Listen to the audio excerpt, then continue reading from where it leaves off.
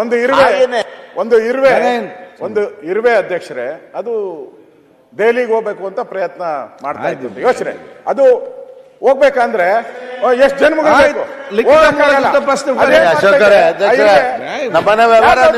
ಸೇರ್ಕೊಂಡ್ಬಿಡ್ತೈತೆ. ಡೆಲ್ಲಿಗೆ ಹೋಗೋ ಜವಾಬ್ದಾರಿ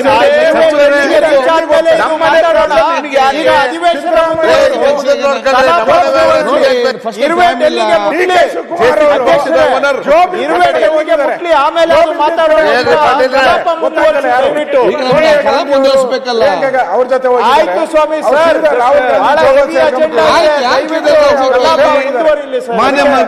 ತಂತ್ರಗಾರಿಕೆ ಮಾಡೋದ್ರಲ್ಲಿ ಪುಸ್ತಕ ಬರೀರಿ, ಆಮೇಲೆ ಮಾತಾಡೋಣ, ಚರ್ಚೆ ಮಾಡೋಣ. ಪುಸ್ತಕ ಬರೀರಿ, ಆಮೇಲೆ ಮಾತಾಡೋಣ. ಪುಸ್ತಕ ಬರೀರಿ, ನಾವೆಲ್ಲ ಓದೋಣ. ಲಿಖಿತ ಮೂಲಕ ಉತ್ತರಿಸಿ ಪ್ರಶ್ನೆ. ದಿನಾಂಕ ಪರಮೇಶ್ವರ್ ಅವರೇ, ದಿನಾಂಕ 15/12/2025 ಮಧ್ಯಪ್ರವೇಶ ಮಾಡ್ರಿ. 5ನೇ ಪಟ್ಟಿಯಿಂದ ಒದ್ದಾಡ್ತಾ ಇದ್ದಾರೆ. ಲಿಖಿತ ಮೂಲಕ ಪ್ರಶ್ನೆಗಳ ಪೈಕಿ 110 ಉತ್ತರಗಳನ್ನು ಹಾಗೂ ದಿನಾಂಕ 16/12/2025 ಲಿಖಿತ ಮೂಲಕ ಉತ್ತರಿಸುವ 230 ಪ್ರಶ್ನೆಗಳ ಪೈಕಿ 126 ಪ್ರಶ್ನೆ ಉತ್ತರಗಳನ್ನು ಸದನದಲ್ಲಿ ಮಂಡಿಸುತ್ತಿದ್ದೇನೆ.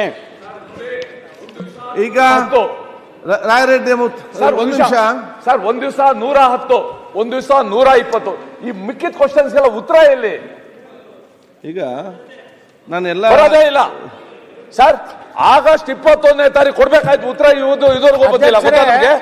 ಪ್ರತಿ ಸದನದಲ್ಲಿ ಅರ್ಧಕ್ಕಿಂತ ಹೇಳ್ತಾರೆ ಒಂದ್ ತಿಂಗಳ ಉತ್ತರ ಕೊಡ್ತೀನಿ.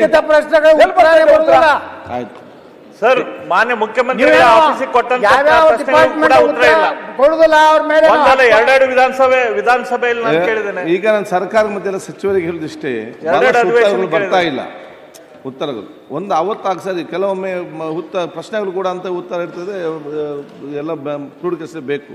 ಅವು ನಿಗದಿತ ಸಮಯದ ಮುಟ್ಟಿಸುವಂಥ ವ್ಯವಸ್ಥೆ ಇಲಾಖೆ ಮಾಡಬೇಕಿಲ್ಲ. ಅಧಿಕಾರಿಗಳ ಮೇಲೆ ಕ್ರಮ ತಗೊಳ್ಬೇಕು. ಯಾರಲ್ಲಿ ಗ್ರೌಂಡ್ ಲೆವೆಲ್ ಪ್ರಿಪೇರ್ ಮಾಡ್ತಾರೆ, ಇಲ್ಲ ಇದೇ ರೀತಿ ಮುಂದಕ್ಕೆ ಹೋದ್ರೆ ಯಾರು ಪ್ರಶ್ನೆ ಕೇಳಲಿಕ್ಕೆ ಬರ್ತಾರೆ? ಅಶೋಕ್, ಈಗಾಗಲೇ